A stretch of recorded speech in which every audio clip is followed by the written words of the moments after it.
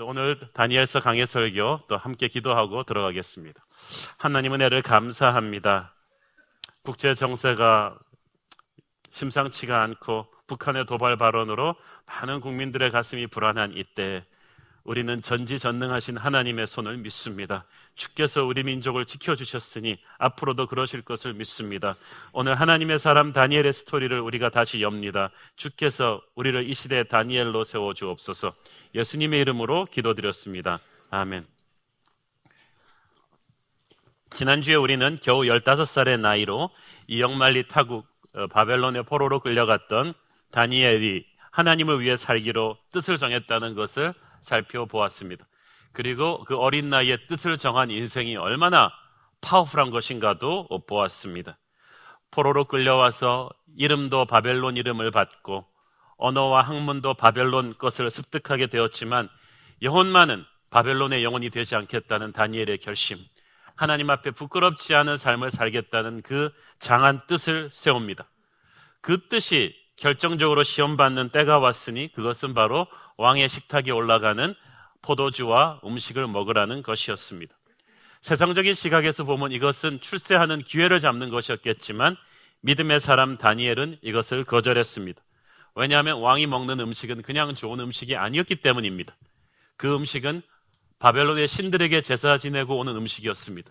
그러므로 왕이 그 음식을 먹는다는 것은 자신의 성공과 번영이 바벨론의 신들의 축복으로에서부터 기인되었다는 것을 선포하기 위함이고, 그것을 자신의 신하들과 총회하는 학생들에게 먹인다는 것은 너희들도 내가 부러우면 이 신들의 길을 받아라, 이 신들의 음식에 동참해라 고 신앙 고백시키는 것과 마찬가지였기 때문입니다.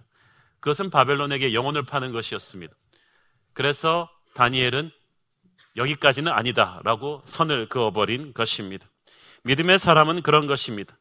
세상 사람들은 그냥 그 성공이 주는 단맛에 취해서 덥석덥석 물을 때 하나님의 사람은 그 성공 속에 숨어있는 영적인 톡소를 감지하고 여기서부터는 내가 가지 못하겠다라고 영적인 마지노선을 긋습니다. 그것이 하나님의 사람입니다. 다들 그러고 사는데 뭘 그러면서 성공할 수만 있다면 영혼이라도 팔겠다는 그런 인생을 사는 것이 아닙니다. 여러분도 여러분의 자녀를 그렇게 키우지 마십시오. 그렇게 성공 만능주의로 키우지 마십시오. 우리는 유행 따라 남들 하는 대로 뭐든지 꽁 잡는 게 매다 하는 식으로 그렇게 사는 사람들이 아닙니다. 풍랑이 있는 바다에서도 배는 북극성을 보고 나가야 되듯이 세상이 아무리 변해도 우리는 하나님의 말씀을 붙들고 성경적인 가치관으로 살아야 합니다. 다니엘이 바로 그 모습을 보여주었습니다. 여러분이 살면서 여러분이 사는 세상 어떤 분야에서든지 어떤 시점에서는 믿음의 대가를 치러야 될 상황에 봉착할 것입니다. 이때 여러분 상황에 휘둘르지 마시고 힘 있는 사람 눈치 보지 마시고 옆에 사람 어떻게 하나 바라보지 않기를 바랍니다. 하나님의 음성을 들으시고 하나님의 얼굴을 구하시고 타협할 수 없는 영적인 마지노선을 지킬 결심을 하기를 바랍니다.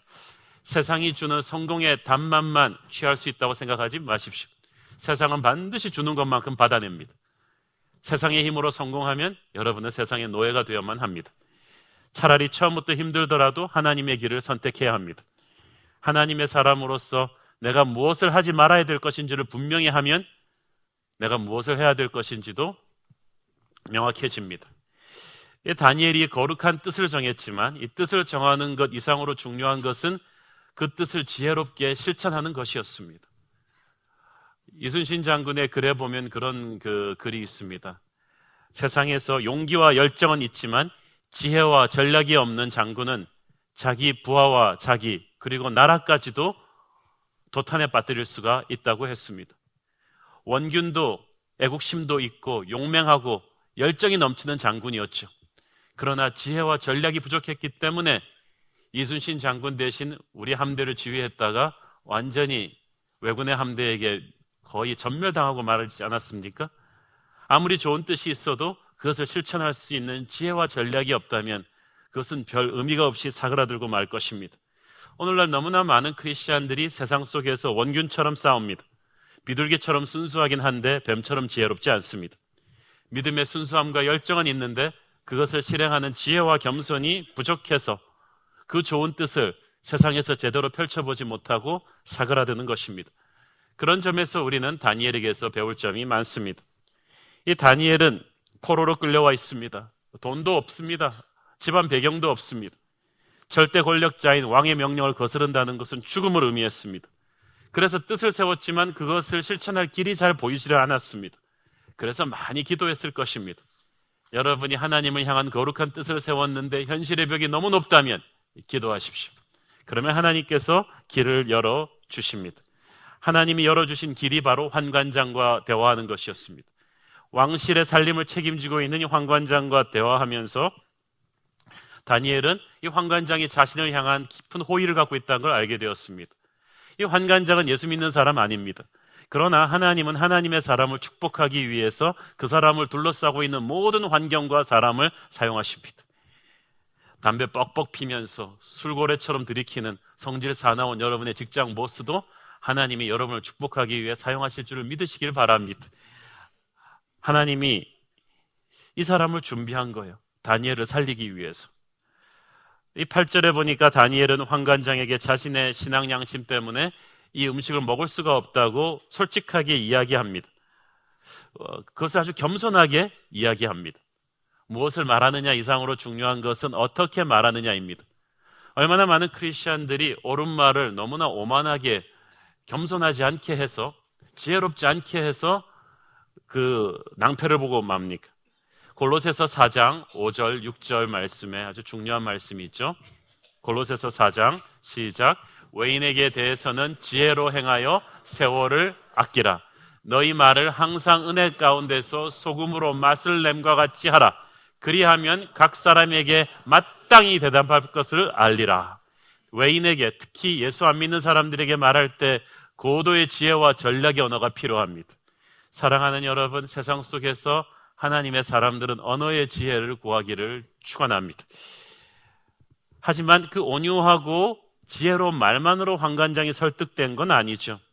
사실 이 보잘것없는 노예소년 신앙양심 하나 지켜주려고 환관장이 자기 목을 걸 이유가 뭐가 있겠어요? 이 사람 냉정한 사람이에요. 포로로 끌려온 소년들 중에서 불쌍한 사연 없는 사람 누가 있었을까요? 그 아이들 사연 다 들어주다가 이 큰 살림 어떻게 끌고 나가요?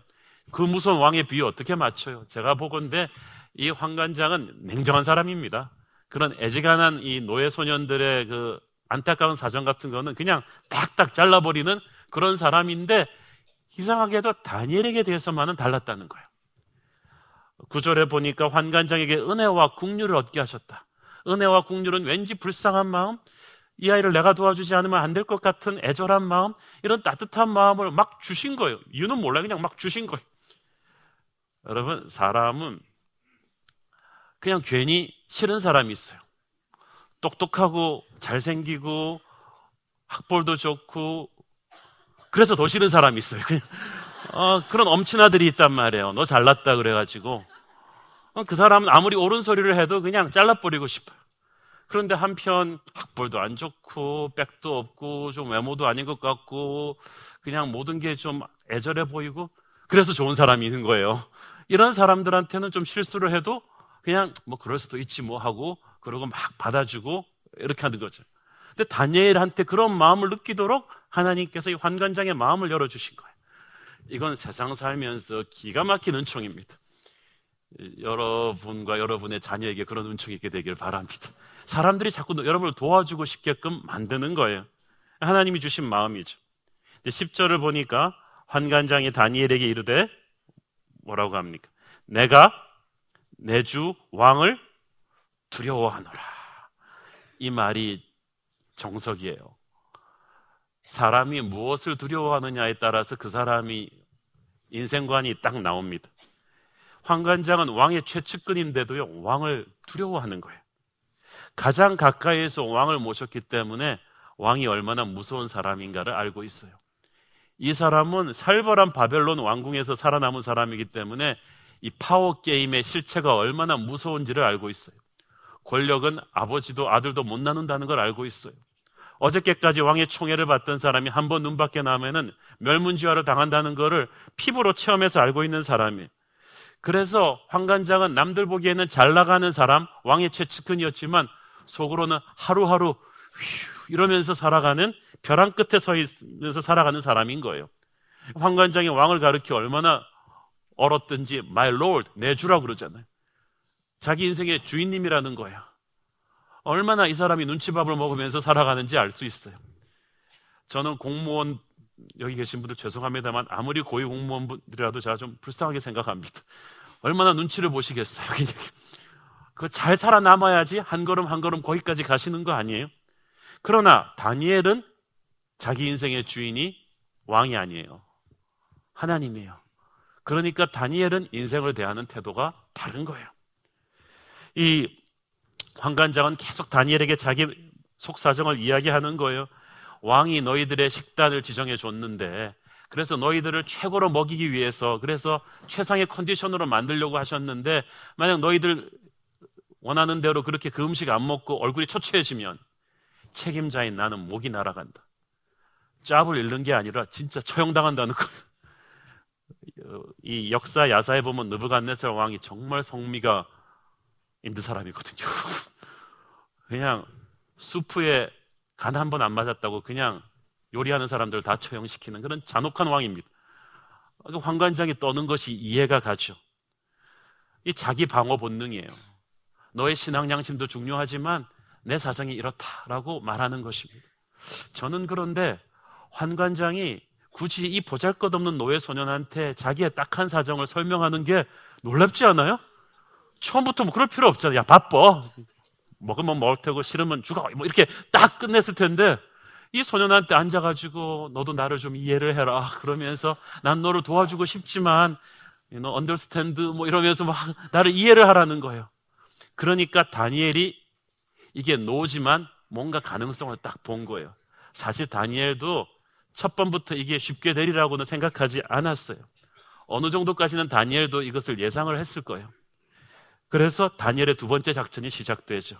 11절에 보면 감독이라고 하는 새로운 인물이 등장합니다. 이 사람은 환관장의 부하입니다.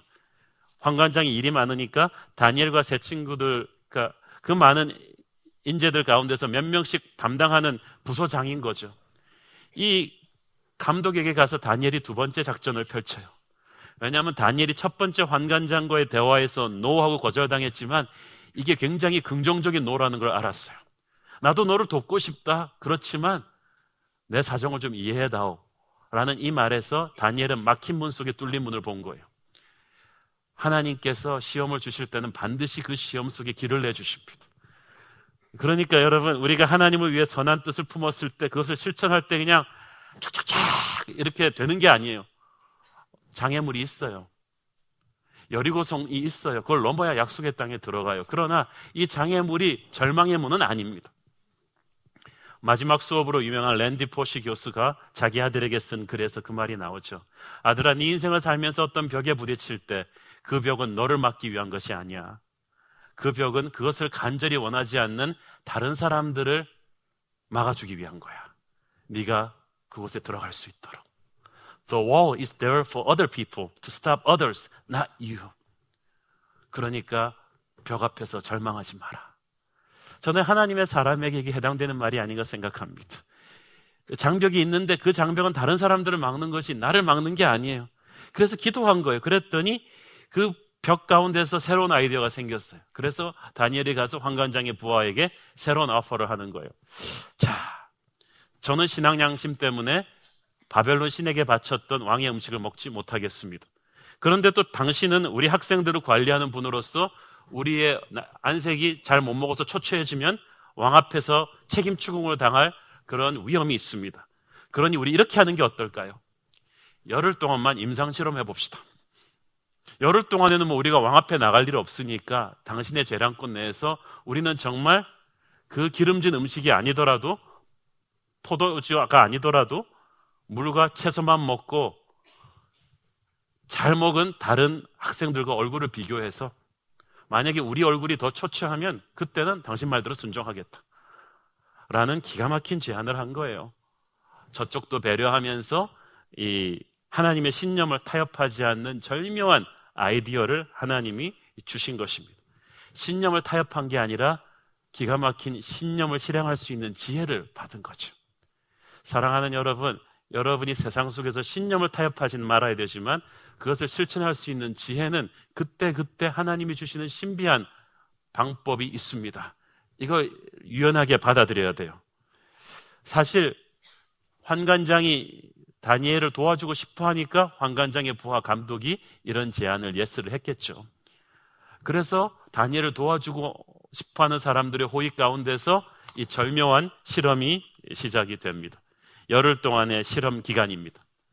이 모든 믿음의 사람은 비전이 이루어지기 전에 이 믿음의 시험 기간을 거칩니다. 근데 여러분, 시험을 너무 부정적으로 생각하지 마세요. 공부 잘하는 학생은 시험을 기다려요. 시험을 쳐야 자기 실력을 보여주니까.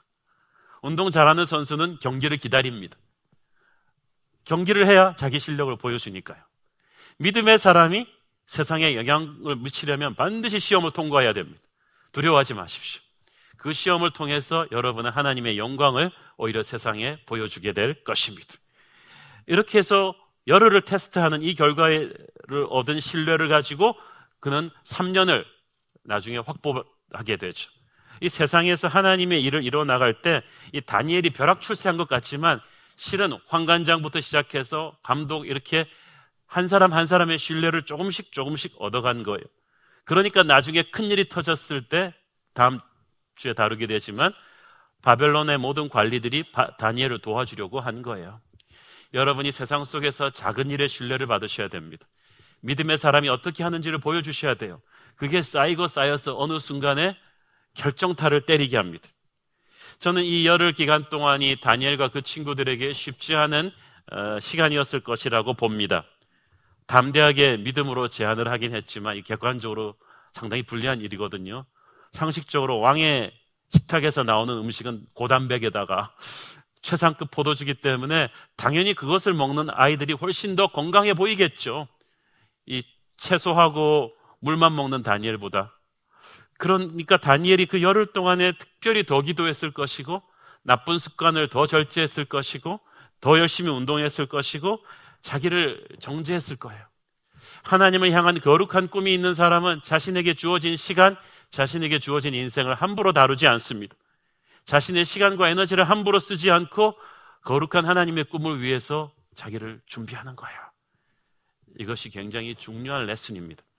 고린도전서 9장 25절 시작. 이기기를 다투는 자마다 모든 일에 절제하나니 그들은 썩을 승리자의 관을 얻고자 하되 우리는 썩지 아니할 것을 얻고자 하노라. 아멘. 하나님을 향한 선한 꿈을 꿈꾸고 계신 젊은이들, 또 여러분들 잘 들으세요. 비전이 아무리 커도요, 그 비전을 위한 여러분의 매일매일의 한 걸음이 절제하는 삶을, 겸손하게 준비하는 삶을 살고 있지 않다면 여러분은 돈키호테의 꿈을 꾸고 있는 거예요. 하나님의 비전을 실행하려고 하는 비전 메이커들은 절제하는 사람들이에요. 우리는 이기기를 다투기 때문에 우리의 시간과 에너지를 칠락팔락 그렇게 낭비하는 사람들이 아닙니다. 조심하고 절제해서 거룩한 집중력을 가지고 하나님께 쓰임받기 위해 나를 준비해야 될 줄로 믿습니다. 어떤 사람은 말합니다. 다니엘과 친구들이 베지테리안 다이어트를 해서 그 시대에 어떻게 그 베지테리안 다이어트의 비밀을 알아서 이렇게 얼굴이 깨끗해졌을까? 라는 그런 세상적인 믿음 없는 그런 분석들을 하는데 그런 거 아니죠. 하나님이 특별한 은총을 다니엘에게 부어주신 것입니다. 그래서 15절에 보니까 열흘 후에 다니엘과 친구들의 외모가 다른 소년들보다 못하지 않았다고 한 게 아니고 뭐라고 나옵니까? 더 좋아 보였다.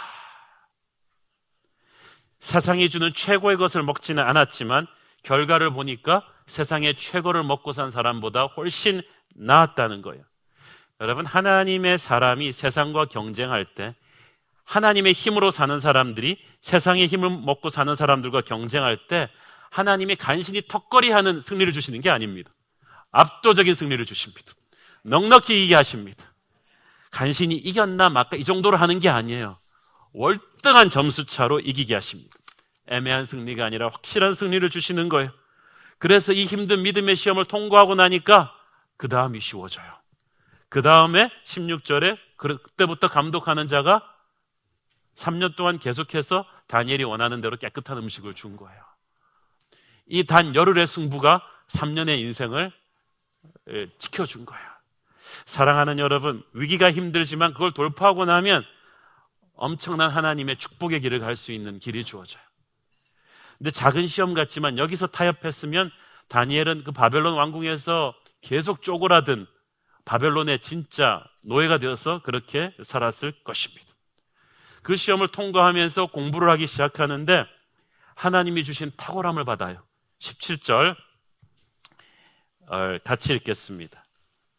시작. 하나님이 이 내 소년에게 학문을 주시고 모든 서적을 깨닫게 하시고 지혜를 주셨으니 다니엘은 또 모든 환상과 꿈을 깨달아 알더라. 보세요. 이 바벨론은 그 당시 세계에서 가장 강한 대제국이었죠. 그래서 속국에서 가장 뛰어난 인재들이 와서 공부하는 데가 바벨론 왕실 아카데미입니다. 전 세계에 뛰어난 인재들을 모아놓은, 요즘으로 말하면 하버드고 옥스포드란 말이에요. 근데 여기서 이제 무한 경쟁을 해가지고 왕 앞으로 올라가는 그 띵크탱크, 자문위원단, 그 관리들이 뽑혀오는 거예요. 자, 다니엘이 탁 가보니까 기가 찼을 거예요.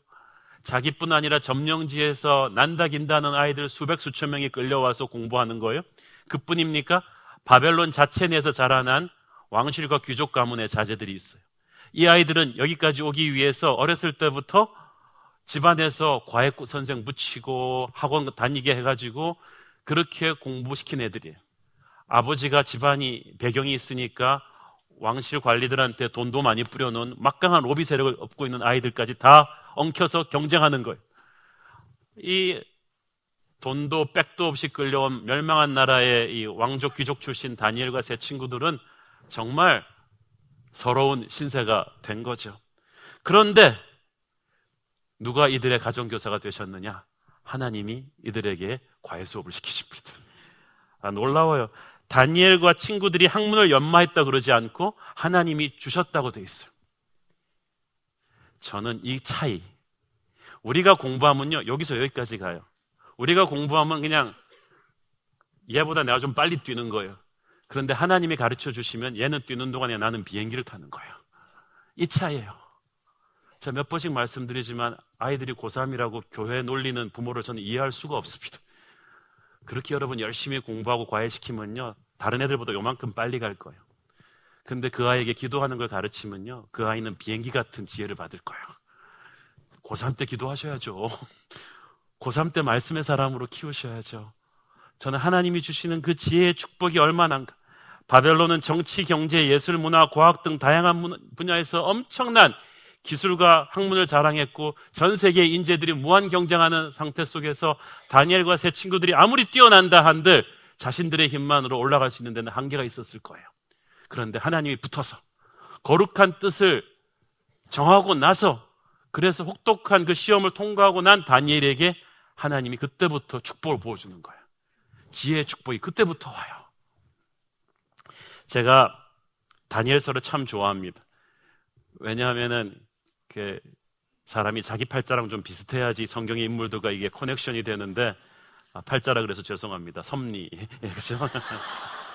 여러분의 이해를 돕기 위해서 그렇게 말했어요. 다니엘은 15살 때 포로로 끌려갔는데 저는 14살 때 이제 미국으로 이민 갔잖아요. 그런데 이민은 갔는데 제가 이제 그때부터 영어를 하는데 거기서 태어난 아이들 영어랑 중학교 때 간 영어랑 또 다르더라고요. 그리고 제가 이 고등학교를 전학을 3번을 했어요. 그리고 졸업한 고등학교도 그렇게 좋은 고등학교가 아니었어요. 아주 캘리포니아의 아주 평범한 이름대도 여러분이 전혀 모르는 그런 평범한 국립고등학교를 나와서 하나님의 은혜로 이렇게 버클리에 들어갔습니다. 근데 버클리에 들어가니까 진짜 전 세계에서 공부 잘하는 애들이 많은 거예요. 근데 저는 특별히 이 문과를 택했습니다. 미국과 유럽의 외교사 그걸 택했어요. 그런데 동양 아이들이 영어가 잘 힘드니까 대부분 아시안 아이들은 주로 영어를 별로 많이 안 써도 되는 엔지니어링이나 의대 쪽을 많이 가요. 근데 저보고도 많이 그랬어요. 제가 중학교 때 간 영어에 한계가 있기 때문에 동양애가 뭘 외국 역사를 하냐. 그냥 너는 그냥 의대를 가든지 엔지니어링을 하든지. 그렇지만 저는 하나님께서 제게 주신 은사와 열정이 이 문과 쪽이에요. 특별히 역사 쪽이고 미국과 유럽의 그 외교사를 전공하고 싶었어요. 왜냐하면 저는 그 당시 80년대 중반에 이 동양인, 특히 한국인들에 대한 이 미국 백인들의 그 선입관을 좀 깨워주고 싶었어요. 그 당시는요, 한국이 아직 국력이 약하던 때라서요. 일본 사람들은 이렇게 보면서 미국 사람들이 얼마나 한국인들을 무시하는지 몰라요. 그때 나라 망했던 월남 사람들과 비슷하게 보는 거예요, 우리를. 그런데다가 이 동양 애들은 그냥 영어 잘 못하고 와서 수학이나 잘하고 시험 성적만 간신히 해서 졸업하는 그런 사람들로 알고 있는 거죠. 저는 그래서 그것이 싫었어요. 동양 아이들도 너희들과 똑같은 이런 백악관에 들어갈 수도 있는, 그래서 미국의 정치 역사를 같이 토론할 수가 있고 글로 말로 리더십에 영향을 끼칠 수가 있는 아이라는 걸 보여주고 싶다. 그리고 한국은 그렇게 나약한 나라가 아니고 하나님이 축복하는 강한 나라가 될 거라는 걸 보여주고 싶었고, 제가 그때 국제변호사에서 특히 졸업반 때쯤에는 목사가 되기로 했는데, 목사가 되지만 나는 세상 한가운데 들어가서도 영향력을 끼칠 수 있다는 것을 보여주고 싶었는데, 문제는 영어가 힘든 거예요. 왜냐하면은 이렇게 그래도 대학에서 공부하고 시험 보는 것까지는 하겠는데, 미국, 유럽 외교사를 가가지고 졸업반으로 딱 가니까 거기서부터는 이제 남아있는 아이들은 전부 다 백인들이에요. 보니까 제 동기 아이들이 전부 다 이렇게 미국 외무부 들어가려고, 포런 서비스 들어가려고 준비하는 아이들, 그런 사람들이 많았어요. 그래서 졸업반 시니어 워크숍을 우리가 3개를 해야 졸업을 하는데, 그 한 15명, 17명씩 그 그룹에 남아있는 아이들은 전부 다 그 목적을 위해서 어릴 때부터 그 보딩 스쿨에서 준비한 애들이에요. 미국의 사립학교 프랩 스쿨에서. 이 친구들은 미국에서 태어났으니까 영어는 좀 잘하겠어요. 그뿐 아니라 이 보딩 스쿨 사립학교에서 어릴 때부터 미국의 엘리트가 되겠다는 꿈을 가지고 에세이 쓰고 토론하는 거를 밥 먹고 그것만 해온 애들이에요. 첫 번째 시간에 토론을 하는데 저는 한참 생각을 해서 말을 해야 되는데 이 친구들은 입에 완전히 모토를 다른 거예요. 그냥 바바바바바바. 제가 내 영어가 영어가 아니라는 걸 그때 느꼈어요. 수준이 거기서는 진짜 꼭 여러분 백악관 드라마에서 나오는 것 같은 그런 영어들을 하는 거예요. 제가 가졌던 그 비전이 여기서 이루어질 수 있겠는가 생각하니까 서럽더라고요. 그래서 고등학교도 뭐 필립스 엑세터 뭐 이런 애들 때 나온 세인트 폴 이런 나온 애들이 많은 거예요. 제 고등학교는 그냥 말하지 않았어요. 근데 하나님께 제가 기도했습니다. 그래서 그 워크숍 그 3개를 해야 졸업을 하는데, 딴 학생들은 야 동양애가 들어가서 그냥 간신히 졸업만 너끈하게 해도 괜찮은 거다. 저는 그게 싫었어요. 나는 그냥 졸업만 간신히 하는, 시험만 통과하는 사람이 아니라 이 아이들의 가슴에 이 교수들한테 영향력을 주는 사람이 되고 싶다. 그래서 기도했어요. 제가 오죽하면 입에다 맨날 손을 더 기도했어요. 주님, 오늘 또 토론 수업을 하러 가는데 주님 제게 솔로몬의 언어를 주세요. 제가 저 사람들처럼 저렇게 빠르게 말을 못해도 정확하게 말할 수 있는 은혜를 주세요. 입에다 손을 대고 기도하고, 페이퍼 쓸 때는 주님, 제가 어렸을 때부터 그 보딩스쿨에서 페이퍼 쓰는 훈련은 못 받았지만 하나님의 지혜로 그럴 수 있도록 주님 도와주세요. 제가 키보드 잡고 기도하고, 그리고 오죽했으면 또 제가 머리를 잡고 기도했어요. 지금 제가 책을 읽고 오늘 가서 또 토론을 하는데 하나님께서 이 복잡한 이 난제를 제가 꿰뚫어 볼 수 있는 능력을 주세요. 다니엘에게 주신 축복을 주세요. 머리 잡고 기도하고, 입 잡고 기도하고, 손 잡고 기도하고. 그래서 매 그 졸업 세션마다 가면은 미국 외교 역사상 있었던 아주 난해한 이슈들을 놓고 난상 토론을 하고 매주 페이퍼를 제출하고 이렇게 하면서 시험 성적을 받는 거예요. 어떻게 한 학기가 갔는지 모르게 졸업 연도가 끝났어요. 이제 마지막 이 3클래스 워크숍을 담당한 교수들이 이제 평가 성적을 주는 날이었어요. 첫 번째 교수는 존슨 대통령의 백악관 정책보좌관을 지냈던 아주 유명한 여자 교수였어요.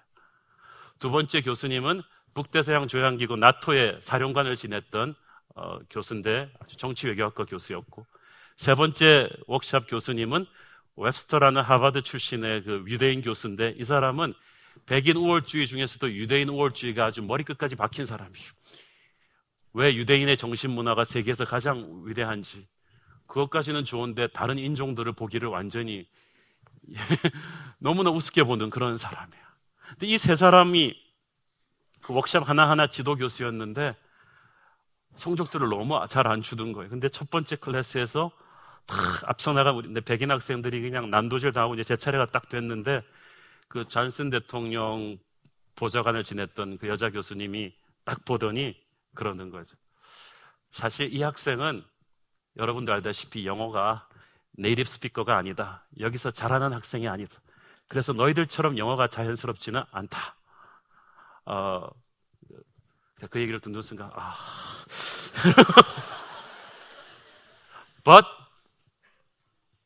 이 선생님이 말하기를, 그런데 사람이 말하는 쪽의 기프트가 탁월하거나 글 쓰는 쪽의 기프트가 탁월할 수가 있는데 가끔 신이 불공평하게 양쪽에 다 탁월하게 하는 사람이 있는데 이 학생이 바로 그 학생이다.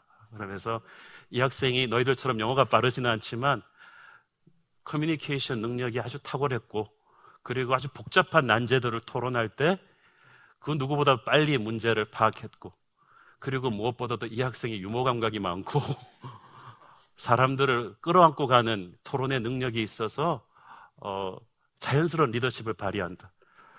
내가 다시 백악관으로 돌아가서 보좌관 팀을 꾸릴 수 있다면 이 학생을 데려가고 싶다. 그걸 해줬어요, 이 사람이. 그래갖고 A를 준 거예요. 그래갖고 내가 막 눈물이 팍 나는 거지. 한 시간 있다가 두 번째 그 유대인 우월주의자 그 웹스터 교수님 반에 들어갔더니 이분이 쫙 그러는 거예요. 자기는 사실 유대인들의 우수성, 미국의 우수성을 믿고 있고, 그리고 동양에서는 일본 민족이 그래도 가장 똑똑한 민족이라고 알고 있었는데, 이 학생이 공부하면서 한국과 이스라엘의 공통점을 이야기하면서 자기 나라는 small but mighty, 작지만 강한 나라, 글로벌한 나라가 될 것이라는 자기 조국에 대한 애정을 항상 이야기했는데, 내가 이 학생을 한 학기 겪어보니까 이 학생이 있는 나라는 정말 위대한 나라가 될 것 같다고, 코리아는 정말 위대한 민족이라고. 그러면서 제가 기도했던 대로 이 한국의 이 위상을 이 사람이 탁 선포를 해주는 거예요. 세 번째 클래스 나토 사령관을 지냈던 이 교수님 클래스에 갔더니 조교가 웃으면서 이 교수님이 네 페이퍼를 복사해서 1000명이 넘는 1학년 학생들 코스한테 다 이 모든 정치 외교학과 학생들이 읽어야 될 샘플 페이퍼로 나눠줬다는 거죠. 교과서처럼 교수님이 나눠주는 페이퍼가 됐다. 그래서 축하한다는 거예요. 그러니까 제가 그 세 클래스를 다 이밸류에이션을 받고 나오면서 제가 울었어요. 그때 하나님의 음성을 들었어요. 그때 알았어요. 노예소년 다니엘에게 주셨던 하나님의 지혜란 게 있다는 것을. 이것은 그 주류 사회에서 그 명문 사립학교에서 이렇게 준비하고 공부하고 백으로 올라온 지혜가 아니에요. 하나님이 주신 지혜는 차별화되는 거죠. 간신히 이기는 것이 아니라 영광을 떨치게 하는 그런 지혜가 된 거예요. 그러므로 이 땅의 모든 후신 고등학교 출신들에게 저는 격려의 말씀을 주고 싶습니다. 저는 700만 우리 해외 동포 디아스포라 전 세계에 흩어진 여러분의 자녀들에게 하나님의 지혜가 임하기를 바랍니다. 상황을 뛰어넘는, 저는 여러분의 자녀들이 간신히 명문대 들어가고 1등하고 이 정도가 아니라 여러분의 자녀로 인해서 미국 교수들과 학생들이 코리아를 인정하고 그 아이가 믿는 하나님의 영광을 인정하는 그런 레벨까지 가기를 바랍니다. 다니엘과 친구들에게 주신 축복이 바로 그거예요. 제가 그래서 우리 뉴젠 학생들 부모들에게 말하는 거예요. 기도하라고. 애들 성적 떨어지면 머리통 붙잡고 기도를 하세요. 애가 말을 못하면 입에다 손을 대고 기도를 하세요. 하늘의 지혜가 옵니다. 왜 과외 쫓아다닐 생각만 하고 기도를 안 하세요? 왜 이 아이에게 기도하는 걸 가르쳐 주지 않으세요? 유학을 가서 아무런 백도 없고 백인 애들에게 모든 것이 딸린다 할지라도 이 아이가 하나님을 붙잡는 다니엘이 된다면 이 아이에게는 하늘의 능력이 옵니다. 그리고 그 능력은 어떤 세계 누구 앞에 세워서도 기죽지 않는 능력이에요. 야고보서 1장 5절 같이 읽겠습니다. 시작. 너희 중에 누구든지 지혜가 부족하거든 모든 사람에게 후히 주시고 꾸짖지 아니하시는 하나님께 구하라. 그리하면 주시리라. 아멘. 저는 제 삶으로서 이 말씀의 신실함을 간증할 수가 있습니다. 세 친구들과 다니엘 모두가 자기도 노력했겠지만 하늘의 지혜를 그냥 엄청 다운로드 받아버린 거죠. 그런데 다니엘한테는 뭔가 더 주셨어요. 17절 후반부를 보세요. 다니엘은 또 모든 환상과 꿈을 깨달아 알더라. 친구들한테 주신 그 학문의 은사 외에 다니엘에게는 엑스트라로 주신 축복이 더 있었어요. 이것은 어떤 다니엘에게 특별한 미래가 있음을 암시하는 거예요. 남에게 주지 않은 특별한 무기를 하나님이 줬잖아요. 그것은 남에게 주지 않은 하나님의 특별한 임무가 온다는 거예요. 그것은 내 잘난 척하라고 주는 게 아니에요. 하나님의 스페셜 미션을 위해서 주는 거예요. 이게 조금 있다가 얼마나 큰 미션을 위해서 주는 것인지를 나오죠. 그래서 여러분이나 여러분 자녀에게 하나님이 또 주시는 기프트를 잘 보세요. 그 은사는 어떤 고귀한 사명을 위해서 주시는 거예요. 은사는 받아놓고 사명은 감당하지 않겠다. 이런 사람은 하나님이 나중에 알밤을 주시고 은사를 다른 사람에게 갈 수도 있죠. 그러나 또 주었다는 것은 뭔가 있다는 거죠. 그렇게 다니엘이 바벨론 공직사회에 입문합니다. 18절, 19절 같이 읽겠습니다. 시작. 왕이 말한 대로 그들을 불러들일 기한이 찼으므로 환관장이 그들을 느부갓네살 앞으로 데리고 가니 왕이 그들과 말하여 보매 무리 중에 다니엘과 하나니와 미사엘과 아사랴와 같은 자가 없으므로 그들을 왕 앞에 서게 하고, 세상은 투자한 것만큼 열매를 원하죠. 3년의 교육이 끝난 다음에 한 사람 한 사람 왕 앞에 가서 입사시험을 치르게 됩니다. 그리고 그 까다로운 입사 면접 시험을 통과해서 관리로 등용이 되는데, 관리로 등용이 되고 나서도 다니엘과 친구들은 안심할 수가 없었죠. 실력으로 들어왔기 때문에 계속해서 실력으로 그 자리를 지켜야만 살아남을 수 있다는 걸 본인도 아는 거예요. 그런데 이 왕이 이제 20절을 보니까 새로 입사한 신입 사원들을 다시 한 명 한 명 불러서 실무 프로젝트를 줘가지고 실무에서 일을 시켜본 거예요. 그 결과 20절 시작. 왕이 그들에게 모든 일을 묻는 중에 그 지혜와 총명이 온 나라 박수와 술객보다 10배나 나은 줄을 아니라. 사실 입사시험이 아무리 뛰어나도 실무에서 일 시켜보면 아닌 사람들이 있는데, 다니엘과 친구들은 오히려 실무 능력이 더 뛰어난 거예요. 여기서 박수와 술객은 일종의 무당이며 마술사라고 생각하기 쉽지만, 그 당시 왕실에서는 이 천체를 관측하고 인생의 기륭화복을 점치는 이런 미래학자들이 왕의 띵크탱크였어요. 그들은 단순히 천문학을 읽을 뿐 아니라 인문학, 경제학 같은 여러 분야에도 걸출한 인물들이 많았어요. 그런데 왕이 다니엘과 그 친구들을 실제 업무를 시켜보니까 단순히 그 동기세들 중에서만 뛰어난 게 아니라 지금 현존하고 있는 모든 이 브레인들보다 10배나 더 뛰어난 거야. 이건 마치 막 영국 프리미어 리그에 입문한 루키 축구 선수가 현존하고 있는 호날두, 메시를 통틀어서 그 선수들보다 더 뛰어났다는 말과 똑같아요. 왕이 믿을 수가 없었어요. 직감적으로 이 아이들이 얼마나 탁월했는지를 알았지만, 믿을 수가 없었지만, 그래도 왕실 최측근 그 관리 군단에 이 아이들을 포함시켜 준 거예요. 자, 여러분, 아까도 말씀드렸지만 이 바벨론 왕실의 이 무한 경쟁 안에서 그 세계적인 인재들이 경쟁할 때, 여러분, 톱으로 올라갈수록 텃세가 세요. 바벨론이라고 텃세 없었겠어요? 미국도 백인의 텃세가 세잖아요. 주류 사회로 올라갈수록. 그런데 바벨론도 올라갈수록 텃세가 셌을 텐데, 학연, 지연, 혈연 이런 것 가지고 다 차별당할 거예요. 그러나 차별을 안 당하는 방법이 하나 있어요. 10배가 뛰어나 버리는 거죠. 실력이 엇비슷하면, 우리나라도 엇비슷하면 다 한국 사람 쓰지 외국인 쓰겠어요? 그러나 엇비슷한 게 아니라 10배가 뛰어나면요, 그 누구도 함부로 쓸 수가 없어요. 이 사람 안 쓸 수가 없죠. 어떻게 안 쓰겠어요? 조직이 망하는데.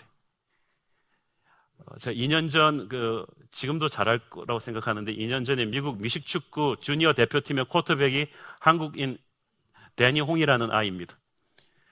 이 아이가 미국 사람들의 자존심인 미식축구 국가대표팀의 그 쿼터백은 공격의 핵심이거든요.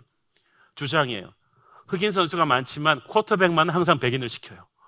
미국 국가대표의 자존심인데 처음으로 이 아이가 유색인종으로서 쿼터백이 된 거예요. 그러니까 미국 사람들이 처음에는 이 아이가 동양인이니까 막 야유를 하는 거예요, 경기장에서. 그런데 한 경기 딱 보고 나면 다들 뭐라 그러냐면, 이 아이가 이 시대에 미국 선수인 것이 얼마나 다행인지 모른다. 감독한테 물었어요. 어떻게 동양인을 쿼터백으로 씁니까? 그랬더니 이 아이가 오기 전까지 주장 쿼터백은 제 아들이었습니다. 근데 제가 이 아이가 뛰는 것을 1시간 보고 나서 아들을 불러서 말했습니다. 아들아, 너는 이제부터 후보 선수다. 기량이 너무 걸출해서 이 아이는 지금 현존하는 주니어, 시니어 하이스쿨 선수들 중에서 가장 걸출한 인재다. 경쟁자가 없다. 더 잘하는 게 아니라 경쟁자가 없다. 그래서 이 아이를 선택할 수밖에 없다는 거야. 하나님이 주시는 탁월함은 바로 그런 것입니다. 경쟁자가 없는 거예요. 저는 여러분의 자녀가 남들보다 등수 조금 높은 아이가 되는 것을 기도하지 않기를 바랍니다. 경쟁자가 없는 차원의 아이로 하나님께서 만들어 주시옵소서. 이게 하나님이 주시는 탁월함이에요. 하나님이 선한 뜻을 품은 다니엘에게, 그 뜻을 위해서 목숨을 건 다니엘에게 지혜를 주시더니 그리고 그의 평생을 책임져 주십니다. 21절에 아주 재미있는 말이 딱 붙어요. 같이 읽겠습니다. 시작. 다니엘은 고레스 왕 원년까지 있으니라. 이 고레스 왕은요, 지금 다니엘이 있는 때가 바벨론 왕조 시대죠. 바벨론 왕조가 망하고 훗날 서게 되는 페르시아 왕조 때의 왕입니다. 그러니까 고레스 왕 원년은요, 지금 시점에서부터 67년 뒤의 일이에요. 그러니까 바벨론이 왕조가 바뀌는 그때까지, 지금 18살에 바벨론 왕궁에 입문해서 공직생활 시작한 이 시점부터 고레스 왕 원년인 67년 뒤까지 무려 85세 노인이 되기까지 그 고위공직에 있었다는 거예요. 이 말을 굳이 이 말씀 마지막에 포함시켜 놓는 것이 놀랍지 않아요? 여기서 성경이 왜 이 말을 했을까요?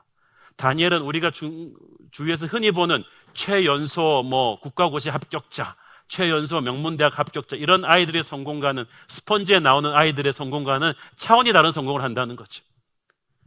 여러분, 최연소 합격, 영재교육, 명문대 입학 이런 거 너무 좋아하지 마세요. 중요한 건 이 아이가 20대, 30대, 40대, 50대가 돼도 그 인생에 갈수록 빛을 발하며 그 아이가 좋은 결혼을 하고 아름다운 가정을 이루고 사람들이 이 아이의 성공을 기뻐하고 수많은 사람들이 이 아이로 인해서 생명력을 얻고 나라가 활기가 차게 되고 모든 사람이 복을 받는 복의 근원으로 이 아이가 끝까지 롱런할 것이냐, 그게 다니엘이에요. 저는 여러분의 아이에게 반짝 성공이 아니라 이런 롱런하는, 하나님이 평생을 책임지는 성공이 오기를 바랍니다. 왜 이 말씀을 굳이 여기다 넣었을까? 저는 이렇게 봅니다. 15세 소년 다니엘이 어린 나이에 뜻을 정하고 그 뜻을 관철시키기 위해서 지혜를 구하며 어렵게 난관을 극복한 이 사건이 다니엘의 나머지 평생을 축복과 영광으로 이끄는 계기가 되었다는 거죠. 그러니까 여러분의 자녀가 지금 10대 인생에서 어떻게 인생의 오리엔테이션을 가느냐, 첫 단추를 믿음으로 꿰느냐 안 꿰느냐에 따라서 이 아이의 나머지 인생이 끝나는 거예요. 영국에서 떠나는 배가, 이 항해사가 3도만 비쩍 어긋나서 이 항해를 하면은 뉴욕으로 올 배가 플로리다로 가버립니다. 보스턴으로 가버려요. 우리 아이들이 10대 때, 20대 때 하나님을 향한 결심을 하게 해야지, 이 소중한 때 이 아이들이 세상적으로 결심하게 하면요, 이 아이의 평생은 완전히 어긋나 버려요. 지금은 명문대를 갈지라도 어긋난단 말이에요.